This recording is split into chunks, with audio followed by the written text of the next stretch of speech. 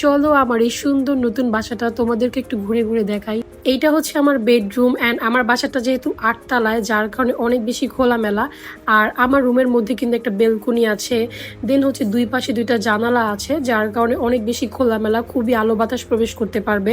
So আমি চাচ্ছিলাম এবার একটু খোলামেলা নিতে, অ্যান্ড এখান দিয়ে খুবই সুন্দর করে ভিডিও করা যাবে সানলাইটের কারণে। আমার খুব ইচ্ছা ছিল যে আমার একটা নতুন বাসা নিব যেখানে কিনা আমি একটু আলো বাতাস পাবো। অ্যান্ড এটা হচ্ছে আরেকটা বেলকনি, যেটা হচ্ছে আমার রুম থেকে বের হয়েই। মোট হচ্ছে এখানে 3টা বেডরুম অ্যান্ড ড্রয়িং রুম আর ডাইনিং স্পেসটা হচ্ছে আলাদা করা। অ্যান্ড আমার এই বাসায় প্রত্যেকটা রুমই হচ্ছে খোলামেলা, আলো বাতাস প্রবেশ করতে পারবে, চারোদিকে হচ্ছে খোলামেলা, কোনো বিল্ডিং নাই, কিছু নাই।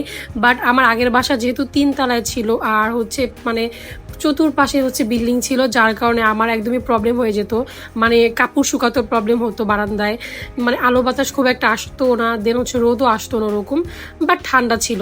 বাট এখানে আমি যতটুকু বুঝতে পারতেছি বেশি খোলামেলা হওয়ার কারণে গরমও লাগবে, মানে রোদও আসবে আবার গরমও লাগবে।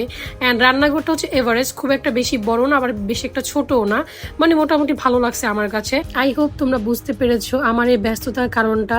সো ভেরি সুন তোমাদের মাঝে আমি ব্যাক করবো। তোমরা তো জানোই বাসা চেঞ্জ করা কি যে পরিমাণ একটা প্যারা।